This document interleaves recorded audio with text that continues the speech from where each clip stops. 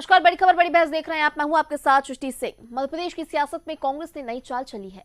राहुल गांधी ने संगठन की बिसात पर जीतू पटवारी को सबसे अहम मोहरा बनाकर ये संकेत दिया है कि अब ओबीसी राजनीति की काट कांग्रेस के पास है। आदिवासी चेहरे पहले ही मजबूत हैं, लेकिन असली परीक्षा आने वाले 6 महीनों में होगी, जब जीतू पटवारी की नई टीम देखने को मिल सकती है। सवाल बड़ा है, क्या जीतू पटवारी संगठन को संभालकर 2028 के सीएम इन वेटिंग के रूप में उभर पाएंगे, या फिर जयवर्धन सिंह का ट्रम्प कार्ड कांग्रेस की तस्वीर बदल देगा। कांग्रेस का भविष्य ऐसी नई रणनीति पर टिका है। आज इसी पर हम चर्चा करने वाले हैं, लेकिन इससे पहले देखिए एक स्पेशल रिपोर्ट।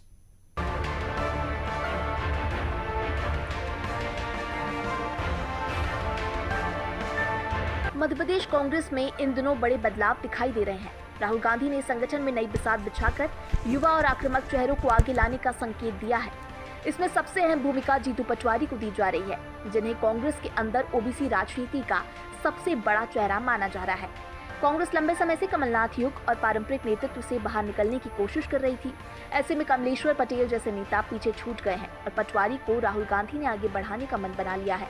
जीतू की पहचान जनता के बीच संघर्षशील नेता, राहुल और कांग्रेस के प्रति वफादार सिपाही और भाजपा संघ के खिलाफ आक्रामक आवाज के रूप में बन चुकी है। यही कारण है कि राहुल गांधी की रणनीति में वो भाजपा की ओबीसी राजनीति की काट बन सकते हैं। इस नई संरचना में आदिवासी चेहरों के तौर पर उमंग सिंघार, ओंकार सिंह मरकाम और विक्रांत भूरिया पहले ही स्थापित हो चुके हैं। वहीं यादव परिवार, अरुण यादव और सचिन यादव की भूमिका सीमित कर दी गई है। ऐसे में सवाल उठता है कि क्या कांग्रेस ने जीतू को संगठन सृजन का पूरा फ्री हैंड देने का मन बना लिया है। हाल ही में हुई प्रेस कॉन्फ्रेंस में जीतू पटवारी ने जयवर्धन सिंह की खुलकर तारीफ की, और तो और जीतू ने ये भी कहा कि उन्हें 2028 का चुनाव जीतना है, पर पद की कोई लालसा नहीं है। कि मेरे में जितने गुण हैं उससे 4 गुण जयवर्धन में ज्यादा है। इसकी जयवर्धन की जो बात सुनने की क्षमता, लोगों से मिलने की क्षमता मुझसे बेहतर है और मैं सीखता हूँ उससे। ये हमारे दोनों भाइयों की एक केमिस्ट्री है। आइकॉन है, हमारा हीरो है। जो युवाओं में इसकी जो यूएसपी है उसका हमने एक सर्वे कराया और वो जो सामने आया तो इसकी उपयोगिता भोपाल में ही थी। और डबल मेहनत करनी पड़ेगी, गलती की सजा मिलेगी। अब भोपाल में भी काम करना पड़ेगा और राहुल गांधी जी की बात माननी पड़ेगी और मेरी भी माननी पड़ेगी। यहाँ भी काम करोगे, जो मैं कर रहा हूँ मुझे सहायता नहीं मिलेगी तो मैं अकेला क्या कर सकता हूँ। तो मैं मानता हूँ उन सभी साथियों को जिनने राहुल गांधी जी के फोन पे एक्सेप्ट किया कि सर आप जो आदेश करेंगे हम करेंगे। उसमें कई लोग हैं, मैं उन नामों में भी नहीं जाना चाहता है। ओंकार मरकाम भी है, सिद्धार्थ कुशवाहा भी है, महेश परमार भी है, फिर हमारे प्रियव्रत सिंह जी तो पहले से एग्री हो गए थे पर वो भी है, उनको भी बात हुई थी। तो जिन लोगों ने राहुल गांधी जी के फोन पे जिला अध्यक्ष बनना स्वीकार किया, बिल्कुल सच है ये बात। अगर कंपैरिजन में कि प्रदेश अध्यक्ष बनने लायक कौन कौन है तो ये सारे लोग थे मेरे साथ। हम एक उम्र के, हम सामूहिक है। मैं स्वीकार नहीं करूंगा। मैं पहले भी कह चुका हूं मेरा लक्ष्य 28 जीतना है। मेरा लक्ष्य किसी भी पथ पे जाना नहीं है। मैं पहले भी सार्वजनिक कर चुका हूं ये बात। फिर मेरे कांग्रेस परिवार के साथियों को ये बात कहना चाहता हूं, 2028 में हमें सरकार बनानी है। राहुल गांधी जी, कांग्रेस पार्टी और देश के सपने को साकार करना है, देश बचाना। मैं किस पथ पे आऊं ये एक तरह से मैं 3 बार संकेत दे चुका हूं। मैं अर्जुन हूं महाभारत का, इसका युधिष्ठिर कोई और होगा। ये प्रयोग केवल नेतृत्व परिवर्तन नहीं, बल्कि कांग्रेस के भविष्य की दिशा तय करने वाला है। यदि जीतू पटवारी इस परीक्षा में सफल होते हैं तो 2028 में वो सीएम इन वेटिंग के सबसे बड़े दावेदार बन सकते हैं। हालांकि चुनौतियां भी कम नहीं है। महिला नेतृत्व और अनुसूचित जाति वर्ग का प्रतिनिधित्व कांग्रेस के लिए अब भी पेचीदा सवाल है, और संगठन में एडजस्टमेंट की राजनीति पटवारी की कार्यकारिणी में दिखने को मिल सकती है। दूसरी ओर राहुल गांधी की नजर जयवर्धन सिंह पर भी टिकी है, जिन्हें कांग्रेस का ट्रम्प कार्ड माना जाता है। जयवर्धन जातीय समीकरण का संतुलन साधने में बड़ा विकल्प साबित हो सकते हैं और भविष्य की कांग्रेस में अहम स्थान पा सकते हैं। इसका मतलब है कि राहुल ने एक साथ 2 रास्ते खुले रखे हैं। एक तरफ जीतू को संगठन की जिम्मेदारी, दूसरी ओर जयवर्धन को भविष्य का बैलेंसिंग फैक्टर। अब देखना ये होगा कि नगरीय निकाय चुनाव और आने वाले 6 महीने कांग्रेस की ये नई रणनीति को किस दिशा में ले जाते हैं। यदि ये प्रयोग सफल हुआ तो कांग्रेस नए नेतृत्व के साथ आत्मविश्वास से आगे बढ़ेगी, लेकिन असफलता की स्थिति में पार्टी फिर से दोराहे पर खड़ी होकर कुछ नेताओं के विसर्जन का दृश्य देख सकती है। यही दांव पेच आने वाले वर्षों में कांग्रेस की सियासत का असली आधार तय करेगा। देखिए, स्वाभाविक तौर पर जीतू पटवारी से 4 गुण तो ज्यादा जयवर्धन सिंह में होंगे ही, क्योंकि वो चुनाव जीत करके आए हैं। जीतू पटवारी जैसे रिकॉर्ड मतों से चुनाव नहीं हारे हैं। कांग्रेस के संगठन सृजन अभियान के दौरान कांग्रेस पार्टी ने एक बार फिर से अपने कार्यकर्ताओं को ठगने का काम किया है। हमने देखा प्रदेश अध्यक्ष स्तर के जितने भी दावेदार थे सभी को हाशिए पर डाल दिया गया, चाहे ओमकार सिंह मरकाम हो, चाहे प्रियव्रत सिंह हो, चाहे जयवर्धन सिंह हो, चाहे सिद्धार्थ कुशवाहा डब्बू हो। इस प्रकार के शीर्ष नेताओं को जीतू पटवारी ने हाशिए पर डालने का निश्चय किया है। जो लोग भी उनकी कुर्सी के लिए खतरा बन सकते थे, स्वाभाविक तौर पर जीतू पटवारी को मालूम था कि अपनी निर्णायक नेतृत्व क्षमता की वजह से वो ज्यादा समय तक उस पद पर नहीं बने रह पाएंगे। उनको अगर पद पे बने रहना है तो इसी प्रकार से राजनीतिक कलाबाजियों के माध्यम से अपने समकक्ष नेताओं को कट्टू साइज करते हुए इस प्रकार से वो अपने आप को प्रासंगिक बनाए रख सकते हैं। तो यह कांग्रेस की गुटबाजी, अंतरकलह और कार्यकर्ताओं को धोखा देने का एक नया और जीवंत उदाहरण है। जब संगठन सृजन के अभियान के नाम पर कांग्रेस ने अपने कार्यकर्ताओं को धता बताते हुए जीतू पटवारी ने इस पूरे अवसर का उपयोग अपने समकक्ष नेताओं को हाशिए पर डालने के लिए किया, तो स्वाभाविक तौर पर आज इसके विरोध में कांग्रेस में लगातार प्रतिरोध के स्वर उनके संगठन के भीतर से उठ रहे हैं और यह तमाम चीजें सतह पर देखने को मिल रही हैं। पटवारी जिस तरह से बड़ाई कर रहे हैं, तारीफ कर रहे हैं, आइकॉन बता रहे हैं जयवर्धन। देखिए, यह तो बहुत नैसर्गिक सी बात है कि जब भी राजनीति में इस प्रकार से किसी को हाशिए पर डाला जाता है, ठिकाने लगाया जाता है, तो इसी प्रकार की उपमाएं गढ़ी जाती हैं। अगर जयवर्धन सिंह उनसे 4 गुण ज्यादा रखते हैं तो प्रदेश अध्यक्ष की कुर्सी पर तो पहला दावा उनका होना चाहिए। क्यों जीतू पटवारी ने उनको जिला में समेटने का षड्यंत्र रचा? तो स्वाभाविक तौर पर यह कांग्रेस की पूरी अंतरकलह और गुटबाजी को सबके सामने उजागर करता है। मध्य प्रदेश कांग्रेस एक अहम मोड़ पर खड़ी है, जहां राहुल गांधी ने नेतृत्व की बागडोर नई पीढ़ी को सौंपने का संकेत दिया है। जीतू पटवारी को संगठन का चेहरा बनाकर कांग्रेस ने ओबीसी राजनीति की मजबूत नींव रखने की कोशिश की है, जबकि जयवर्धन सिंह को ट्रम्प कार्ड के रूप में संतुलन साधने का विकल्प रखा गया है। आने वाले 6 महीने और नगरीय निकाय चुनाव तय करेंगे कि ये प्रयोग सफल होगा या नहीं। यदि पटवारी अपनी जिम्मेदारी निभा पाए तो कांग्रेस 2028 में नई दिशा पा सकती है, अन्यथा संगठन फिर असमंजस में फंस सकता है। Desk report, DNN।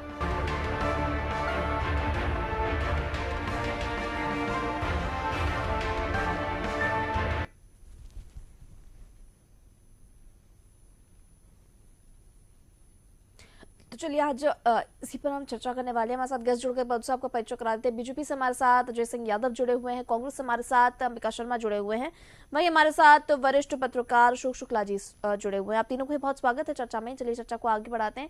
सबसे पहले अजय जी आपके पास आऊंगी, मैं आपसे जानूंगी जिस तरह से कांग्रेस पर अंतरकलह की बातें सामने आ रही हैं, जब से जिला अध्यक्षों की नियुक्ति हुई है तमाम तरह के सवाल खड़े हो रहे हैं, क्योंकि कहीं कहीं विरोध भी देखने को मिल रहा है। लेकिन जिस तरह से जीतू पटवारी ने प्रेस कॉन्फ्रेंस करके जयवर्धन सिंह की तारीफ की है और राहुल गांधी का जो ये मिशन है आगे, यानी युवाओं के हाथों में ये बागडोर देना, कितना सफल होगा, कराएगा कांग्रेस को आने वाले चुनावों में, क्या लगता है?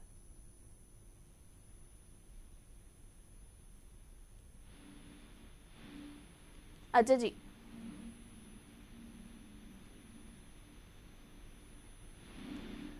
अजय जी, क्या आपको मेरी आवाज मिल पा रही है? तो अजय जी से हमारा संपर्क नहीं हो पा रहा। तब तक मैं अंबिका जी आपके पास यही सवाल लेकर आऊंगी, जो राहुल गांधी का मिशन और विजन है, क्या युवाओं के हाथों में ये बागडोर देना सफलता दिलाएगा? दृष्टि जी, निश्चित रूप से जो मिशन है, जो विजन है हमारे आदरणीय राहुल जी का, वो सफल होगा, फलीभूत होगा। मध्य प्रदेश में जिस प्रकार से युवाओं को उन्होंने जिम्मेदारी दी है और उन सक्षम हाथों में जो उन्होंने दायित्व सौंपे हैं, उसे देखकर पूरा विश्वास किया जा सकता है। और मैं आपको आश्वस्त कर रहा हूँ कि 2028 में इन्हीं युवाओं की दम पर, इन्हीं पदाधिकारियों की दम पर और इन्हीं हमारे कांग्रेस जनों की दम पर हम अपनी सरकार बनाने में सफल होंगे। और ये जो जन विरोधी सरकार है, जो जिस सरकार ने समाज के प्रत्येक वर्ग को निराश किया है, उस सरकार की रवानगी होगी, उसका विदाई समारोह होगा। और देखिए जिस प्रकार से उन्होंने जिम्मेदारियां दी हैं, अभी जिलाध्यक्षों के रूप में जिले की जिन लोगों को जिम्मेदारियां दी हैं वो जिले में बहुत महत्वपूर्ण हैं, बहुत प्रभावशाली लोग हैं और कुछ लोग तो प्रदेश में बहुत लोकप्रिय हैं। और जब राहुल गांधी ने इस प्रकार से उन लोगों से डायरेक्ट बात करके उनको विश्वास में लेकर उनसे उनकी सहमति के आधार पर उनको जिम्मेदारियां दी हैं, ऐसी स्थिति में इनके पेट में मरोड़ होती है और इस प्रकार से ये लोग आरोप लगाते हैं कि ये इनको साइडलाइन करने की कवायद है, इनको साइडलाइन करने की कवायद है। ये सब भारतीय जनता पार्टी में होता रहा है। इस प्रकार से मुरली मनोहर जोशी जी को, आडवाणी जी को साइडलाइन किया, मार्गदर्शक मंडल में धकेल दिया उनको, इसके बाद फिर सुध भी नहीं ली। ये सब भाजपा में होता है, हमारे यहाँ नहीं होता है। रहा सवाल कि प्रदेश के तमाम मंत्रियों को और अध्यक्ष पद की जिम्मेदारी दिया जाना, इनके यहाँ भी भारतीय जनता पार्टी में ये सब होता रहा। इनके बाबूलाल गौर जी मुख्यमंत्री थे, इनको मंत्री बना दिया गया। कैलाश जोशी जी मुख्यमंत्री थे, मंत्री बना दिया गया। बहुत सारी चीजें हैं। अभी फडणवीस जी इनके उप मुख्यमंत्री थे। तो ये सब बातें इनको अपने गृहवान में झांक कर भी ये बातें करना चाहिए। ये सब बातें अच्छी नहीं लगती हैं। अब चूंकि इसलिए इनको बेचैनी हो रही है कि अब इतना मजबूत संगठन हो गया है कांग्रेस का, और ये सब पूरा सारे जातीय संतुलन भी बन गया है, और ये बिल्कुल पूरी तरह से अब भारतीय जनता पार्टी की चुनौतियां स्वीकार करने में सक्षम है। अब कैसे हम इस संगठन से निपटेंगे, क्योंकि हम तो बार बार ये कह रहे हैं कि इनके यहाँ तो बगैर बारात का दूल्हा है, अकेला अध्यक्ष खड़ा हुआ है बेचारा प्रदेश का अध्यक्ष। वो क्या करेगा बगैर टीम के? अकेला अध्यक्ष खड़ा है मैदान में, जैसे क्रिकेट का कैप्टन अकेला खड़ा हो जाए, वो कैसे जीत पाएगा दूसरी टीम से? जब तक ये लोग अपने, अब इनके यहाँ जितनी गुटबाजी हैं, जितने कबीले हैं, जितने धड़े हैं, जितने ग्रुप हैं, ये आपको पता है। नरेंद्र सिंह तोमर जी हैं, शिवराज सिंह जी हैं, कैलाश विजयवर्गीय जी हैं, नरोत्तम मिश्रा हैं, आपके सिंधिया जी हैं। ये सब लोग अति महत्वाकांक्षी लोग हैं। ये लोग स्वीकार नहीं कर पा रहे हैं, माननीय ना अध्यक्ष जी को स्वीकार कर रहे हैं, उनके अस्तित्व को स्वीकार नहीं कर पा रहे हैं, ना मुख्यमंत्री जी को स्वीकार कर पा रहे हैं। ठीक है। ये लोग बहुत सीनियर लोग हैं, इसलिए तो तमाम देर हो रही है इनके यहाँ नहीं बना पा रहे। ठीक है, चलिए जितनी बातें आपने अंबिका जी की है उनका जवाब मैं अजय जी से ले लेते हैं। हमारे साथ जुड़ गए अजय जी। अजय जी, आपसे जानूंगी, जिस तरह से राहुल गांधी का जो ये नया मंत्र है, जो नई स्ट्रैटेजी चेंज करने की बात सामने आ रही है अब आने वाले चुनावों को लेकर, हालांकि चुनाव में भी वक्त है, लेकिन पहले से ही कांग्रेस अपनी तैयारी कर ली है, और इस बार कहीं ना कहीं नेतृत्व पूरा संगठन का, मध्य प्रदेश की अगर मैं बात करूं तो जीतू पटवारी को फ्री हैंड छोड़ने की बात की जा रही है, और ऐसा माना जा रहा है कि जीतू पटवारी के नेतृत्व में जो चुनाव है वो काफी अच्छी तरह से लड़ा जाएगा। और जब जीतू पटवारी को हम सुनते हैं तो वो जयवर्धन सिंह की तारीफ करते हैं और कहते हैं कि काफी प्रभाव है उनका। तो इसीलिए जब इन युवाओं के हाथों में बागडोर आएगी तो आने वाले चुनावों में कितनी सफलता मिलेगी, ये मेरा सवाल है आपसे अजय जी। जैसे कांग्रेस संगठन पूरी तरह विसर्जन की तरफ बढ़ रहा है, जीतू पटवारी ने जिला अध्यक्षों के चयन में अपने सभी प्रतिद्वंदियों को ठिकाने लगा दिया है एक तरह से। तो अब कोई भी नेता जो यहाँ है पर अजय जी इस पर तो चलिए, अजय जी से हमारा संपर्क नहीं हो पाया है, एक बार फिर से संपर्क साधने का प्रयास करेंगे। तब तक हमारे साथ वरिष्ठ पत्रकार अशोक जी जुड़े हुए हैं। अशोक जी, आपसे मैं तब तक कमेंट लूंगी, आपसे जानूंगी, जिस तरह से मेरा सवाल था अजय जी से कि युवाओं के हाथ में बागडोर देना आने वाले चुनावों में कितना सफलता दिलाएगा, इस पर अजय जी एक स्टेटमेंट कह रहे थे कि जीतू पटवारी के हाथ में कुछ नहीं। उन्हें जिस तरह से जिलाध्यक्षों की नियुक्ति के पास, जिलाध्यक्षों की नियुक्ति को लेकर जीतू पटवारी कह चुके हैं इसमें मेरा कोई हस्तक्षेप नहीं है, ये पूरा दिल्ली से ऑर्डर है इसको लेकर। देखिए 2003 से और 2023 तक मध्य प्रदेश में कांग्रेस की जो कमान थी वो शीर्ष नेताओं के पास में थी, चाहे दिग्विजय सिंह हो, कमलनाथ हो, अरुण यादव हो, पूर्व नेता प्रतिपक्ष अजय सिंह राहुल हो, जो छत्रप थे, सारे छत्रपों को एक जिम्मेदारी मिली थी कि मध्य प्रदेश में कांग्रेस की वापसी हुई। क्या हुई? नहीं हुई। राजस्थान में भी ये स्थिति थी जी। जो दूसरा इलेक्शन हुआ उसमें अशोक गहलोत ही सब देख रहे थे, सचिन पायलट हाशिए पर थे। और भारतीय जनता पार्टी ने भी देखिए 3 राज्यों में जो उसको कामयाबी मिली, सब जगह उसने जो नए लोगों को मौका दिया और उनको मुख्यमंत्री बनाया।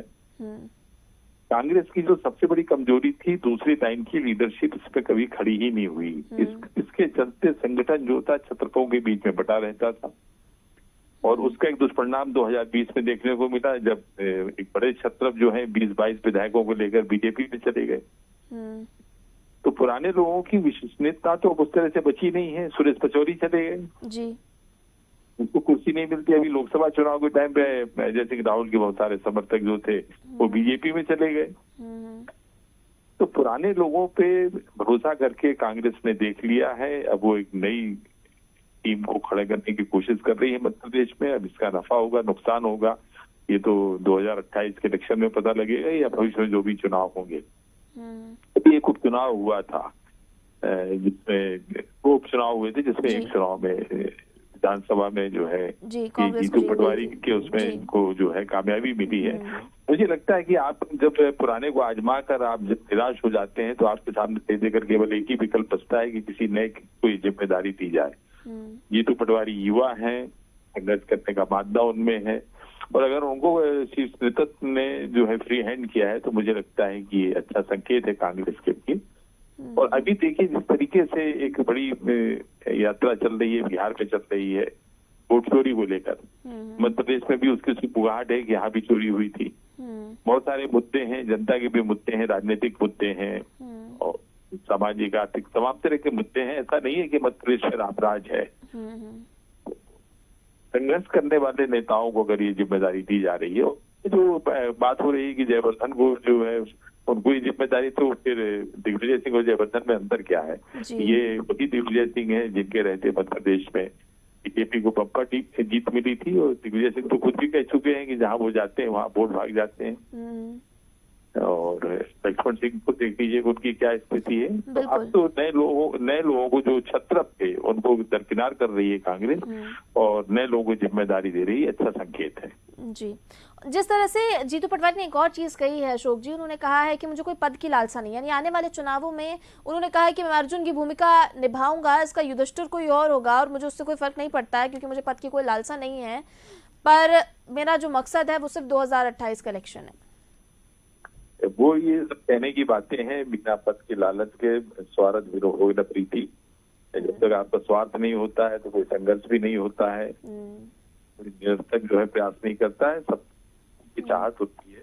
मुख्यमंत्री बनना कौन नहीं चाहता है? अभी जो कांग्रेस के अंबिका शर्मा जी कह रहे थे कि बीजेपी में कैलाश विजयवर्गीय की नाम गिना रहे थे, और ये सब जो है वांछित है, लेकिन इनको जो मौका नहीं मिला, ना शक्ति मिली इनको, ना सीएम की कुर्सी मिली, तो सब निराश है।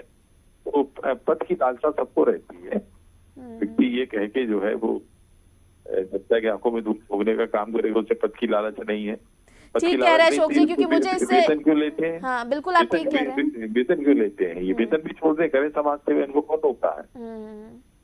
बिल्कुल ठीक कह रहे हैं अशोक जी, क्योंकि जिस तरह से जिला अध्यक्षों की अगर हम बात करें, अगर कांग्रेस में इतना ही संतुलन होता, इतनी संतुष्टि होती, तो जिला अध्यक्षों के बाद तो फिर विरोध होना नहीं चाहिए। लेकिन देखिए मोनू सक्सेना का ही एग्जाम्पल ले लीजिए, खून से लेटर लिख के दे रहे हैं।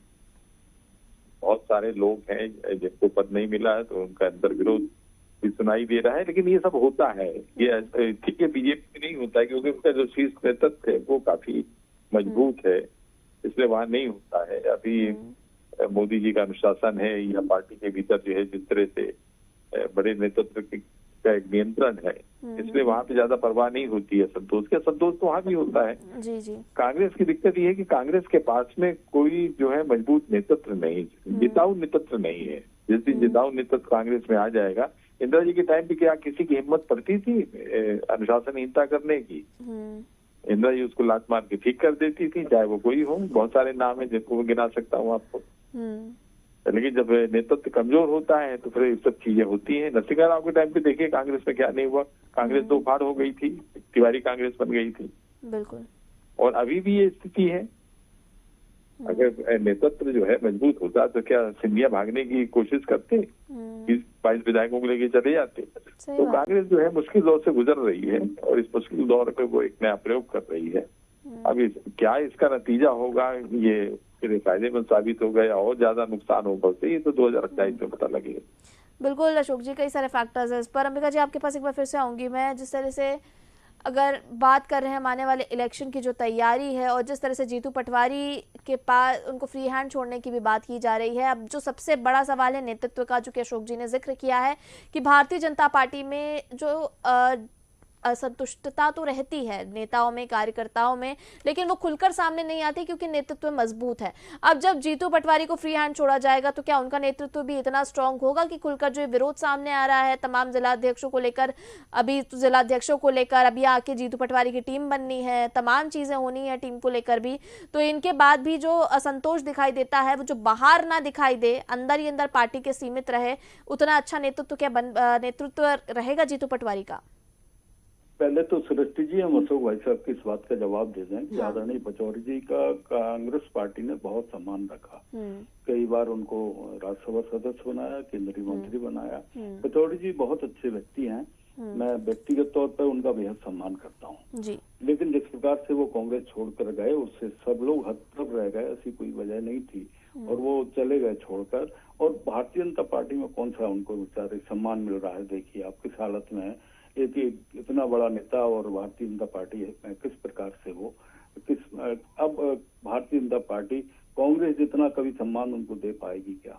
हमें नहीं लगता कि उनको इतना बड़ा सम्मान कभी मिलेगा। ऐसे ही बहुत सारे लोग हैं जो जिनका अपना कांग्रेस पार्टी में कद था, लेकिन भारतीय जनता पार्टी में वो बिल्कुल बैक बेंचर हो गए हैं, उनको सम्मान नहीं मिल रहा है। रहा सवाल जीतू पटवारी जी के नेतृत्व का, तो आपने एक लिटमस टेस्ट देखा होगा कि जैसे ही विधानसभा चुनाव के बाद एक उपचुनाव हुआ तो विजयपुर में हमने एक भारी भरकम मंत्री को एक छोटे से नौजवान से हरवा दिया, जबकि पूरी सरकार। पर लोकसभा में भी तो उनके पास ही कमान थी, लोकसभा में तो नहीं दिखा। देखिए लोकसभा में नहीं देखा, उस समय ये लोग जनता को बरगलाने में कामयाब हो गए, लेकिन अब तो जनता ऊब चुकी है इनसे।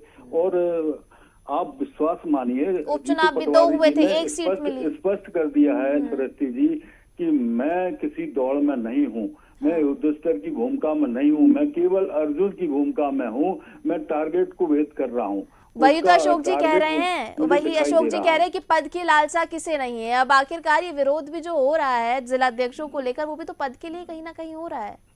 तो हो सकता है उस वक्त अभी कह रहे हैं, फिर उसके बाद पद ना मिले तो फिर असंतोष हो। देखिए सृष्टि जी, इनके यहाँ भारतीय जनता पार्टी जी के यहाँ नहीं है क्या असंतोष? बहुत सारे सीनियर लोग हैं, उनको होता है, लेकिन जो बातें सामने आती हैं, अब महाराष्ट्र के चुनाव हुए थे उस वक्त भी कांग्रेस ने कहा था कि देखिए यहाँ पर देवेंद्र फडणवीस को बना तो दिया, मुख्यमंत्री एकनाथ शिंदे नाराज है। विरोध कर रहे हैं गोविंद राजपूत का, गोपाल भार्गव भी अपनी कई बार अपना दुख बयां कर चुके हैं, कई सीनियर विधायक कह चुके हैं कि देखो हम असुरक्षित महसूस कर रहे हैं। अजय बिश्नोई जी अलग राग अलापते हैं, बहुत सारी बातें हैं। नरोत्तम मिश्रा जी ने कितनी बड़ी कवायद की थी, जब पूरा सब कुछ जो हुआ था पिछले आपने देखा होगा 18 महीने की कांग्रेस के बाद कितनी बड़ी भूमिका में बोल रहे, और आज नरोत्तम मिश्रा जी की क्या हालत है, पार्टी ने बना रखी है। ये सारी बातें हैं, इनके यहाँ भी बहुत जबरदस्त ज्वालामुखी फूटने वाला है, आप तय मानिएगा। और बहुत जबरदस्त असंतोष है, जो पार्टी अपने असंतोष की वजह से भी जाएगी, ये पार्टी जनता के आक्रोश की वजह से जाएगी, ये पार्टी अपनी अकर्मण्यता की वजह से जाएगी। हमारे यहाँ नौजवानों की एक ऐसे नौजवानों की फौज है जिनको केवल संघर्ष करना है। ये तो सत्ता के सुख में इतने मदहोश हो गए हैं कि इनको तो ये चिंता है नहीं कि इनके नीचे की जमीन खिसक चुकी है, और ये खिसक ही जाएगी जमीन, आप देखना। 2028 तक इंतजार करिए। अभी देख लीजिए बिहार के चुनाव में कोई ज्यादा समय नहीं है, आप देखना बिहार के चुनाव में क्या परिणाम होने वाला है। हम और आप सामने होंगे, हम बता देंगे कि देखिए ये जनता का मिजाज, यही मध्य प्रदेश की जनता का मिजाज होगा। बहुत बढ़िया टीम उन्होंने बनाई है, छोटी मोटी बातें होती रहती हैं, हम आपस में बैठ के निपटा लेंगे। बड़े दिल वाले लोग हैं हमारे कांग्रेस के, तंग दिल के लोग नहीं है। भूमि सक्सेना जी की जहाँ तक बात है, उनको भी बहुत बड़ी जिम्मेदारी निश्चित रूप से निकट भविष्य में दी जाएगी। इसी प्रकार से लोगों को उनको पूछा, हमारे संवाददाता नहीं उनको कहा, मोनू सक्सेना जी से उन्होंने बात की और हमारे संवाददाता नहीं उनको कहा कि देखिए आपके लिए, जब हमने जीतू पटवारी से बात की कि आप जो इतना संतोष दिखा रहे हैं, आप विरोध कर रहे हैं, तमाम चीजें आप कर रहे हैं, लेकिन जीतू पटवारी ने कहा है कि आपके लिए निश्चित रूप से कोई अलग भूमिका होगी। वो बोलते हैं कि इसके बारे में मुझे कोई जानकारी नहीं थी और कौन सी नई भूमिका है, मुझे क्यों हटाया गया, तमाम तरह का असंतोष वो जता रहे हैं, यानी कहने के बावजूद। निश्चित रूप से उनके लिए पार्टी ने बहुत जबरदस्त भूमिका तय कर रखी है। उनको उनके सम्मान के तो यही पार्टी उनको जाके कन्वे तो कर दे, उनका जो कद है वो उसके अनुरूप पद मिलेगा उनको, आप तय मानिए। ये सब ठीक हो जाएगा, ऑल इज वेल हो जाएगा। All is well in Congress, है ना अंबिका जी? बिल्कुल हम भी यही सब आशा ठीक हो करते हैं कि सब वेल ही रहे इस तरह से कांग्रेस में और आने वाले चुनावों में इसका अच्छा प्रदर्शन मिले। यानी जिस तरह से इस बार लोकसभा चुनाव में तो काफी ज्यादा ही निराशा मिली थी, तो उस तरह की स्थिति अब ना देखने को मिले, यही आशा करते हैं। एक मजबूत विपक्ष देखने को मिले। हम बिल्कुल आशा से भरे हुए हैं, विश्वास को लेकर चलते हैं। सेवा के लिए राजनीति हम लोग करते हैं, सत्ता की तड़प हमारे मन में नहीं है। आप देखना, पब्लिक सेवा का मौका देगी। बिल्कुल, उम्मीद करते हैं कि आपकी तमाम बातें सही हो और जनता का जनादेश क्या होता है आने वाले चुनावों में वो तो देखने वाली बात होगी। लेकिन फिलहाल ये कह सकते हैं कि जिस तरह से ये कवायद है, यानी युवाओं के हाथ में ये बागडोर देना कितना सफलता दिलाएगा, ये भी भविष्य के गर्भ में। इसी के साथ इस चर्चा को यही विराम देंगे। मैं सभी गेस्ट का हमारे साथ जुड़ने के लिए धन्यवाद। अजय सिंह, आपका बहुत धन्यवाद, किसी टेक्निकल इशू के कारण दोबारा नहीं जुड़ पाए हमारे साथ। अशोक जी, आपका भी बहुत धन्यवाद। अंबिका जी, आपका भी बहुत धन्यवाद हमारे साथ चर्चा में जुड़ने के लिए। तो जिस तरह से 2028 के सीएम इन वेटिंग के रूप में उभर पाएंगे क्या जीतू पटवारी, ये तमाम तरह के सवाल हैं, क्योंकि उनको एक बड़ी जिम्मेदारी दी गई है। फ्री हैंड छोड़ने की बात की जा रही है कि उनको फ्री हैंड छोड़ा जाएगा।